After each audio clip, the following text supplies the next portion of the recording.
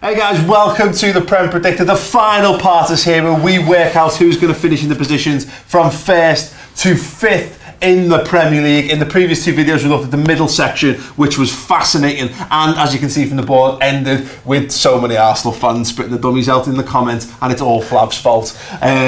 So yeah, and obviously in the first video we looked at the teams who are going to be getting relegated. Fascinating stuff, and if you love little James Alcott and his wonderful, beautiful little face, you'll find it on those videos. Unfortunately for this one, you get me because I support a football team that does compete in the Premier League, like the lads who are with me right now. You're like Geppetto to his Pinocchio, aren't you? Why not? Sure. Right, we could not. Obviously, what we've done so far is we've gone from the bottom up, but I think there's a conversation to be had in a general sense. I want to start with, let's go through the teams and almost say why we think they can win the title and why we think they can't win the title, and then we'll sort of disseminate it down from there. Rory, welcome. Thank you. Welcome back. Thank you very much. Just realised we've just been making smallest jokes. Oh God, you can't do that. You can't do that. I need James back. It's fine. It's absolutely fine. They were James Small. Okay, sorry. Completely different. Okay. Rory, obviously Premier League title holders. Yeah. I think there's been a few concerns over the summer about the acquisition of players. Conte himself hasn't looked particularly happy with how things have gone on so far. Diego Costa's, this is very unlikely to play for the team again. Morata's come in for a lot of money. Hasn't quite settled yet. Hasn't had opportunity to. Are you guys better going into this season than you were last season? No, we're definitely not better. Being as positive as I can be, we're as good, which isn't good enough because obviously we're going to play 6 extra games before Christmas in Europe. So it hasn't been a good summer for us so far. Fingers crossed that it's not over. But if you look at where we've, there's no way that Morata is a better player than Costa. So that's not as good as last year. Matic for Bakayoko, let's be optimistic. Bakayoko is an improvement. But Rudiger coming in at the back, taking place of Terry. Although Terry didn't play, it's great to have him around the club. Yeah. Overall, it's just not good enough, I don't think. Okay. Not good. Flav, then Spurs, we gave Spurs a bit of a hammering, or I did. I apologise. That's all right. And by apologise, I mean I don't apologise. In the last one, because there's the Wembley factor. Let's not go over that again. Yeah. But Spurs, another one again in the transfer window so far. The business has all been going out of the door rather than players coming in. And again, continuity is a very important thing, and that's something Spurs have done very well in recent years. So I think the case you put forward so far is that continuity should be of benefit to Tottenham Hotspur. Yeah. But again, this is a side that didn't win the title last year. It didn't win the title the season before. It fell short. Or the 55 before that. All the ones before that. Only one to do, haven't they? You would imagine Spurs would struggle without adding at least a couple of bodies to the squad for the upcoming. Yeah. Look, I don't think we'll go for the whole transfer window without signing a player anyway. Pochettino's come out on the day we record and said, well, we'll buy 3 or 4 players. So the money's there. We have to some deadline day magic again. No, there's never any magic on deadline day. It's Sissoko is the opposite. What's the opposite of magic? Fernando Torres. Yeah, there you go. So look, I think if I'm going to be critical, and I'll do that before telling you why Spurs will finish in the top 3, probably second, but it is because making jokes. I've forgotten what I was saying. Why Tottenham going to finish in the top 3? Wembley factor and your rubbish. Okay, so I'll move on. No. So sorry. Yes. So we've got the money to sign. Yeah. We've got a stadium to pay for, but we've got this issue with not being very good in the transfer market. Wanyama was our best signing for £11 million. Over that, we got Sissoko and Janssen. Big waste of money. I'm not sure how confident Pochettino is in his ability to sign players, and he would rather develop from the youth, and that is a risk. But it's less risk than spending loads of money. Okay, well, moving on then, because we've talked a lot about Spurs, we've hardly talked about Man City because I don't think anyone wanted to enter them into this conversation, and I think rightly so, Ped. The exact opposite of Spurs in many regards this window. Man City fell short of the title last year, and they've just gone out, and Pep's gone out and said, well, I wanted new fullbacks. They've gone out and spent all the money on fullbacks. They've got a guy who's potentially the next David Silva as well, someone to learn from him. They just look like an irresistible force, albeit again, once again. Always a irresistible force at this time of year. Yeah. No, they've definitely done the bit. I mean, what's interesting about just before we go on that, Chelsea and Arsenal is Chelsea have done business and we're champions. Tottenham have done no business, but yet Tottenham fans feel more confident than Chelsea fans do. That's a strange. It's just been the common. No, I just find that. 2 years, I just find that. That's just interesting. Maybe it's a media thing. I don't know. I just find it interesting. Back to City. They've gone and got the signings they needed. To be fair, I think he's been really good because he's gone and got a goalkeeper. Yeah. And the other goalkeeper was his goalkeeper, and he's put his hands up and said, "Well, that's more than the goalkeeper did, at least." But he's put, he's put his hands up, but they made a mistake there. We need a proper goalkeeper for this league. I think he's buying players that will adapt or are already part of the league, like Walker. Yeah. And I think that's really interesting that he's evolved that quickly, because some people probably thought Pep Guardiola was going to come in and steamroll the Premier League, and it hasn't happened like that. And he could have just gone, well, I'm going to continue to do it my way. Yeah. And we've seen coaches do that before, and it's gone completely the other way. At least he's adapting to what the Premier League needs, and I think that is vital. And I think they'll be first or second this season. I think Man City bought the best right wing back in the league in Walker, and bought the best. Well, English. I mean, I'm not sure. Best left wing back. Probably they could have got from Europe in Mendy. So Seamus Coleman, and a spare one as well to go with it. Yeah, and they got Danilo as well. So they've got two. The issues they had in their fullbacks is no longer there. I'm just not sure about Guardiola, whether he is or what everyone thinks. I just think that from looking at it again, Gabriel Jesus has had time to settle in now, back from injury, come back in and look dangerous after being out for pretty much since he signed. He's one of them. You've still got Aguero there, still got De Bruyne, still got Silva, still got Sale. We've got rid of Nolito, who I'm glad to know wasn't dead, by the way, because no one knew what happened. Let's be honest, the major factor is we say this every year, it's company, isn't it? If company can stay fit, then they've got a great chance. Yeah. But if company does stay fit and maybe gets someone like John Stones next to him for a large part of the season, I think Stones will learn a hell of a lot. Just underline this: is Guardiola as good as people think he is? He walked into two teams that were incredible. He should have been able to do that at Man City. You spent a lot of money. You failed miserably last season. Most other managers before Guardiola would have got the boot. Not at Man City, though. But, so what do you mean? Well, Man City are a little bit better than in that regard. Maybe, but in my opinion, he deserved to go. And also, the whole of Man City has been getting geared up for Pep Guardiola for about 5 years, hasn't it? With the people behind the scenes and how they've been doing things. They want him to be in charge for a long time. And they should give him, in terms, I would say, previously, I think he would have got, other managers would have got the sack. He should be given the time to do what he thinks he can do. He struggled. You saw him get very tetchy last season at times. Struggled with the way we play football. Doesn't enjoy it. And he's going to get more of that this season. If I had Bakary Sagna and Gerard Clichy as me full-back options, I'd probably get a bit. But I think the other one is, they've got someone who can replace Silva as well, and that's a really important fact, because he is, the team moves around him, and to have someone who will eventually replace him. That's a big thing as well, because they've got the strikers, they've got the wingers, they've got everything, but it's just how it all connects. They've got it, as you say, company is the weak pin of that, because he's also the strength but also the weakness of that team. But they just look, I'm not sure, we'll talk about the other two teams in a sec, but have Man City got the best squad out of all these teams, do we think? Maybe Man United. Yeah, maybe Man United. Yeah. Well, let's look at Liverpool then. James was vociferous in his claims that Liverpool were going to finish 6th this season. So vociferous that he's not allowed to be in this show. Nor maybe on the channel again. We'll give you thoughts coming where you think Liverpool are actually going to finish in the comments below. But for me anyways, as a Liverpool fan, it's tough, because I see people getting hyped. And the last time Liverpool finished in the top 4, went into the Champions League, we didn't make it out the groups. We got absolutely embarrassed at times in that, and then we had an abysmal season as well. So I can't get too ahead of myself. Although this time round we've got a much better manager, and I think we've got a better squad in general. I think it's a big ask for Liverpool to fight on those two fronts, which is why personally I say I can't see us. I think it would be stupid to be more optimistic than Liverpool finishing 4th. But Mohamed Salah is, potentially another 15 to 20 goals that they've added to that team. With Flav's argument of continuity again for another season, not losing any key elements, etc., etc. I do think Liverpool are going to be a threat. Do you not feel that they're a little bit weak at centre midfield? Lallana's already out. I know that's not his natural position, but he's already out.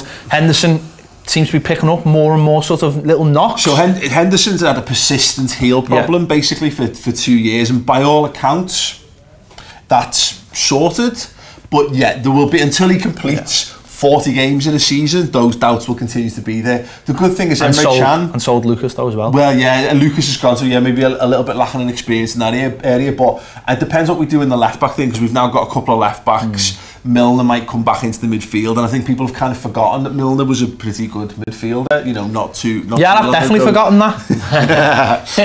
But he's a good footballer nevertheless. I wouldn't, you know... It's got a very thick neck. Very thick. I know that. He does look very Pixar, doesn't he? He's a very Pixar looking man. Like Wreck-It Ralph's son. But yeah, absolutely. But yeah, the thing with Liverpool is I agree in the midfield thing. I think without Lallana, it does pose a question that like a Naby Keita-shaped hole, kind of maybe Liverpool... I don't even know what shape that is, to be honest. Why does everyone dig Liverpool out about their defensive issues then? Is Matip not up to it? No, Matip absolutely is up to it, but again, can he complete a full season without missing games? Because again, Lovren and Matip are our first choice centre-back partnership, but both guys missed a number of games last season through injury. So the Lovren is, I think Lovren's good. He's good enough to play Premier League football, but he's not a commanding centre-half. He's not a throw his body on the line centre-half. He's a bit of an idiot. Can I make a prediction about Liverpool? Absolutely. I think Ward will finish the season as the goalkeeper. You think so? Yes, I generally do. I don't think the other two are anywhere near up to the... And I think him doing what he did last season for Huddersfield, I imagine he'll get a chance at some point and we'll keep it. Will be very interesting to see, if nothing else. But Liverpool they are a centre-back short, absolutely.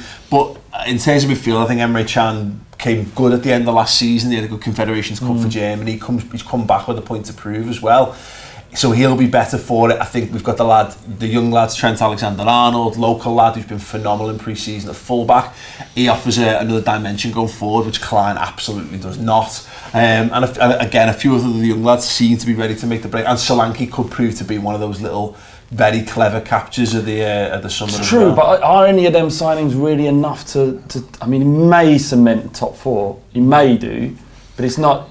You can't be that confident about it, and I'm not that confident that Liverpool can do it. Yeah. I get that there's all these players in their individual and they all offer their merits, but at this stage of the season it's good to be optimistic. Yeah, no, true. I think where Liverpool fell down last season was January and Mane going to the African Cup of Nations and there being nothing remotely like him. Daniel Sturridge didn't take his opportunities. Like 2 new signings, isn't he? Daniel Sturridge, yeah, absolutely. Every 2 months he's like a new signing. But yeah, again, us being able to replicate what we do at our best more often with more players like that might see us just be a bit more consistent over the line. But we'll see. Man United, though, listen, second season under Jose Mourinho, Rory. Yeah, this is normally when it clicks together. Yeah, absolutely. This is it. I'm very fearful about Manchester United in this campaign. I think that they have all of the attributes, all of the ingredients to really go on, and my vote for this is probably that they finish a lot higher than the position that we're discussing at the moment. I just think that when I'm hearing you talk about Liverpool, when I think of sort of the Liverpool teams over the years, particularly say go back a decade when Chelsea and Liverpool really did have a lot of encounters, and you're talking about a spine that was so incredible. You know, it would go from the back. It kind of went Reina, Carragher, Gerrard, Torres, and it was fearful and awesome throughout. I've just heard you go through the current spine, and you're kind of going, the keeper's going to change. The keeper will change by the end. Then maybe Matip if he keeps fit. You've just told me James Milner is the position is going to take the centre midfield position, and Daniel Sturridge, it's just not what we're used to from Liverpool are more than some of the parts though, aren't they? I'd say. I would contend, and we'll see, and it wouldn't shock me if Salah, Firmino, Mane ended up as the top scoring front three in the league. But that's good. Man United. Let's get back to Man. Look, they've bought a top class goal scorer, but effectively lost the top class goal scorer. Pogba should be a season better for having another season to readapt to life in England. With Pogba and with United, they've bought exactly what they needed. They're not the most exciting signing. Lukaku's exciting, don't get me wrong, but we know what he's about. I mean, they know what they're buying. Matic isn't exciting, but he's exactly what they need. And with those two signings, with Matic, with Herrera, who's been there a while, will allow Pogba to play forward of that three in midfield. He plays a 4-3-3 Mourinho for Man United. That's what you'd like to do. I think the question mark is around Lindelof and whether or not he's going to be the player they hope he is. It's hard. I know people are judging him already. He gave away a penalty in the Super Cup. Is that right? Yeah. And so there is a worry about that, but there's a worry with all new signings. It's hard. Don't write him off. Don't write off Morata either. So okay. Yeah. So do we, on the Man United front then, do we think in one season they've done enough from what we've seen in pre-season, signings wise, and the Mourinho factor to make that jump with the inclusion of Champions League football from 5th all the way up to 1st? I think they'll win it. I think that the reason why they can do it is because last season it was all about getting in the Champions League, and there was lots of games. Mourinho is a master of managing a season, absolute master at it. He knows when it's time to chuck your hand in a certain game. I mean, look at the amount of games they drew at home last season. It was, Lukaku will win those games for him because he is a flat track bully. He's a brilliant flat track bully. He'll win those games. And this season they're in the Champions League, so they're at that stage. And I think that's why they could make that jump, because it was all about getting in the Champions League, and he chose Europa League as the way to get in the Champions League. Do you know what, Lopez? It's interesting to hear you say that about Mourinho being a master of a campaign. I would have agreed with you if we were to, and in fact I do, because I still do have a love for Mourinho that will never end. He won our first league 50 years or whatever. But if we judge Mourinho, you're kind of only as good as your last, however long. Mourinho over the past, say, 3-4 seasons, he isn't a master of a campaign, is he? Because it's been pretty much disastrous since he won the league with Chelsea. So 3 years. I mean, I know last year you can put a sugar coat on it. You can make it a good season. Where do you think Man United are going to end up this season? But well, let's do it. Okay. Rory's having Man United absolutely nailed on top. Me too. Second, City. I agree. I actually 100% agree that it will be one of those two at the top. Yeah, I do, and I think you're all putting Liverpool 5th, aren't you? Yeah. I'm not. Yeah, I am. Yeah. I'm not. No, sorry, Flav. I think Tottenham 5th. Of course you are. Nothing to do with partisanship, is it? Or is it? No. Let's just do that, and I'll just. Do you know what it's to do? I'm done.